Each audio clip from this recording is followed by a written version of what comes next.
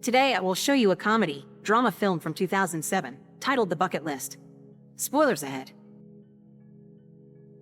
A mysterious figure is climbing the Himalayas while we learn that Edward Cole died in May, on a Sunday afternoon, but during his last days on Earth, he lived more than most people manage to wring out of a lifetime. This is how it all started. Carter Chambers is a mechanic working at an auto repair shop, where his coworker is always testing his vast knowledge of almost every topic known to a man. Carter loves this game, but his mood suddenly drops when he receives a phone call with very bad news. Meanwhile, millionaire businessman Edward Perriman Cole is trying to get his lawyer to drink Kopi Luwak, one of the most expensive coffees in the world, in the middle of a hearing.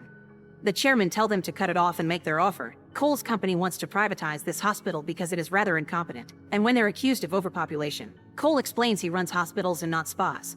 It is 2 patients per room, no exception. He decides a speech is in order to change their minds, but when he begins speaking, he coughs blood. Sometime later, personal assistant Thomas takes flowers and a special coffee machine to the hospital room Edward will be sharing with Carter. When Edward arrives though, he isn't happy about discovering he'll have a roommate and demands his own room. Thomas tells him he'll have to endure it because he's defended his 2 beds per room policy for years, so it wouldn't look good on him not to follow it for himself.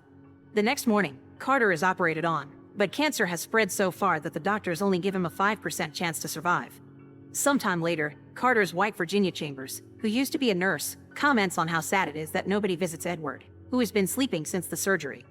After spending some time with her husband, she leaves, and that's when Edward speaks again. He has only been pretending to be asleep because he claims more people die from visitors than their illnesses. The next day, a doctor checks on Edward and tells him they will start chemo soon, but he won't check on Carter too, telling him to wait for his own doctor. After he leaves, the 2 patients began to chat, and Carter explains he's been in and out over the past few months because he's on an experimental treatment. They talk about various subjects, like Carter's awful experience with chemo and the history of coffee, which marks the beginning of their friendship. Later at night, Thomas brings Edward fine food from an expensive restaurant, and he happily eats it while ignoring Carter's warning against doing so on the same day he started chemo.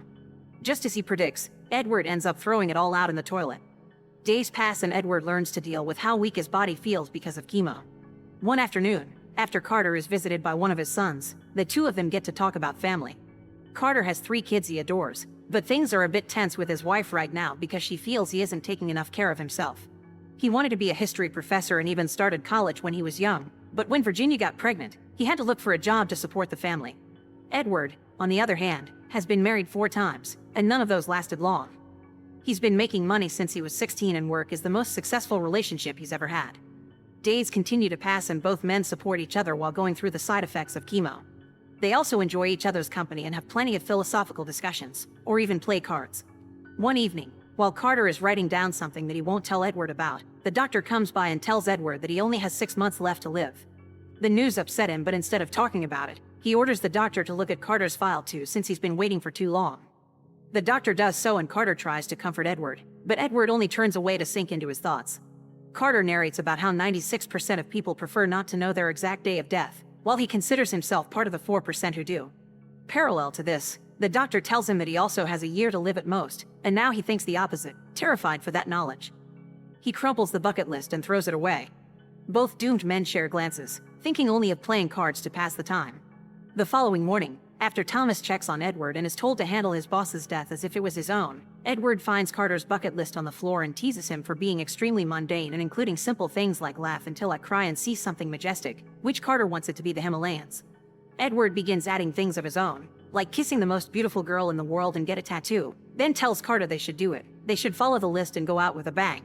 Money isn't a problem because he can pay for everything, but Carter still thinks it is a ridiculous idea until Edward points out going back to normal life only means having people walking on eggshells around them, smothering them with pity and grief. Right after Carter accepts, Virginia arrives to visit him, getting upset when she hears his condition is not good.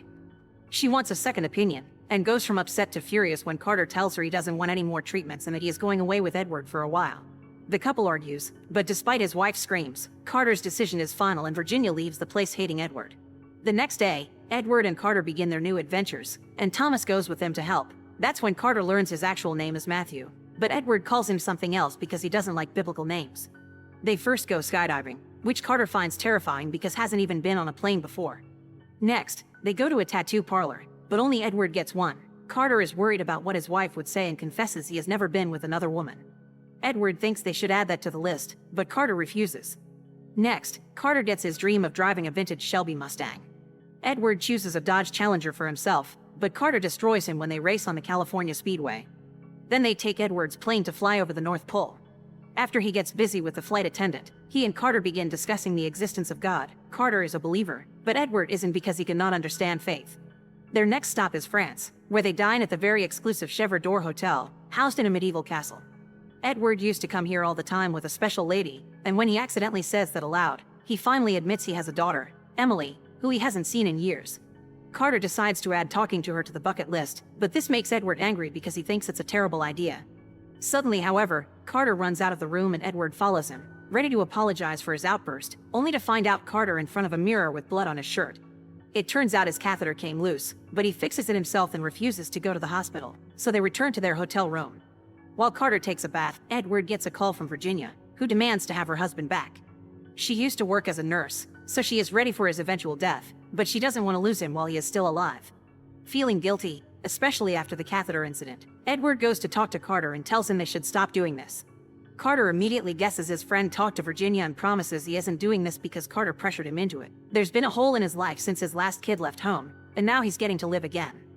Their trips around the world continue. They go on a lion safari in Tanzania, and Carter convinces Edward not to kill any animals, although Edward still shoots his weapon at the air just for fun. Next, they visit the pyramids, which Carter still doesn't consider majestic enough. He tells Edward about the Egyptians' beliefs about death, and the questions they believe the gods ask when you arrive at heaven's door to determine if you could enter. The first one is if you've found joy in your life, to which Edward answers yes. The second question is if your life has brought joy to others, which Edward isn't unsure about, so he decides to tell the story of how he lost contact with Emily. After the divorce, she went to live with her mother, so they would only see each other during the holidays or talk on the phone. After she went to college, she started dating a guy that Edward didn't like much, so he was against them getting married. This upset Emily, who didn't invite her father to the wedding. A few months later, though, Emily showed up at his house, admitting her husband had hit her. Edward wanted to bash his brains in, but Emily wouldn't let him because trauma made her defend her husband, claiming it wasn't his fault and that she had started the fight. When it happened again, Emily didn't go to her dad, and Edward only learned about it because his ex-wife told him. So he did what any father would do. He hired a thug that threatened Emily's husband and got him to leave her. This made Emily furious. She called Edward names and told him he was dead to her. Regardless of her reaction, he doesn't regret it, and he'd do it all again even if it means not being allowed into Egyptian heaven. Next they go to India and visit the Taj Mahal, where they discuss their funeral options. Edward is still unsure of what he wants for his body, but Carter already knows he wants to be cremated and his ashes should be put in a can and buried someplace with a view. Afterward, they ride motorcycles on the Great Wall of China, then visit Mount Everest, where Thomas brings them bad news. Having come during winter was a bad idea because there are storms going on the mountaintops that won't stop until spring, so they cannot go climbing as planned. Since Carter doesn't get to see his beloved mountains, Edward thinks this may be a sign for them to stop, but Carter gets angry and demands to keep going. Their next stop is Hong Kong, where Carter meets a woman at a bar that he immediately connects with. They talk about mountain climbing and she shares her experience in a very poetic way that quite impresses him, but he still turns her down when she asks him to join her in her room. Carter returns to his own room and calls out Edward for having paid that woman for him, before announcing he is done with the bucket list and wants to go home. When they arrive in the USA, Thomas doesn't take them home. He's following a secret plan Carter came up with and takes them to Emily's house. This makes Edward furious and tells Carter he has no right to mess with his life like this, not seeing how it's the same thing he did with the lady at the bar. He says the trip wasn't life-changing and he isn't afraid to die alone, so he tears off the sheet of paper with the list and leaves in his car, leaving Thomas and Carter to take a cab. Edward goes back to his apartment, where he gets frustrated because he's out of coffee, but most importantly, lonely. Hiring 2 escorts doesn't help the matter, and instead of enjoying himself, he ends up having a breakdown and crying. Meanwhile, Carter returns home, but instead of using his keys, he rings the bell and lets Virginia decide if he is allowed to come in or not. She does welcome him back, and the whole family has dinner together for the first time in a while. After their meal is over, Carter and Virginia dance together before retiring to their room so they can be together after a long time of not doing so. However, while Virginia is in the bathroom putting on something nicer for the night, Carter collapses and is rushed to the hospital. The following morning, Edward is at one of his many business meetings, barely paying any attention, when Thomas comes to tell him about a very important call from the hospital. Edward doesn't hesitate to leave his job for the day and visit Edward, who is still asleep. The doctor tells him cancer has spread to Carter's brain and the odds are terribly bad before Edward talks to Virginia, who gives him a letter Carter wrote for him. At that moment, Carter wakes up, and the 2 friends exchange some banter as if their fight had never happened. Some hours later, while Carter is waiting to be taken to surgery, he gives Edward an article that explains why Kopi Luwak is so special. The beans are fed to and defecated by a jungle cat before being harvested. This makes them laugh so hard they cry, so Carter crosses that item off the list, which he had picked up from the street and put back together with tape. Then he gives the list to Edward, asking him to please finish it for him. While Carter is sent to surgery, Edward reads the letter, where Carter apologizes for what he did but also admits he would do it all again. He also thanks him for the trip that made him a new man and asks him to find joy in his life. This gives Edward the courage he needs to finally see Emily, who welcomes him into her home and, after a long emotional talk, introduces him to his granddaughter. Edward hugs and kisses the kid on the cheek, which allows him to cross kissing the most beautiful girl in the world off the list. Sadly, Carter dies during the surgery. Edward gives a speech during his funeral, saying the last 3 months of Carter's life were the best months of Edward's. He admits he loves him and he misses him, and he is glad he was able to bring some joy to his life, which allows him to help a complete stranger for the good off the list. Edward dies some months later, and this is how we return to the beginning of the story. The mysterious figure climbing the Himalayas is Thomas, who has brought Edward's ashes in a can to put next to Carter's, which are also in a can. Then he crosses witness something truly majestic off the list, which is the final item, so he sticks it between the cans before leaving. Being buried on a mountain is against the law, so Edward is probably very pleased about his resting place.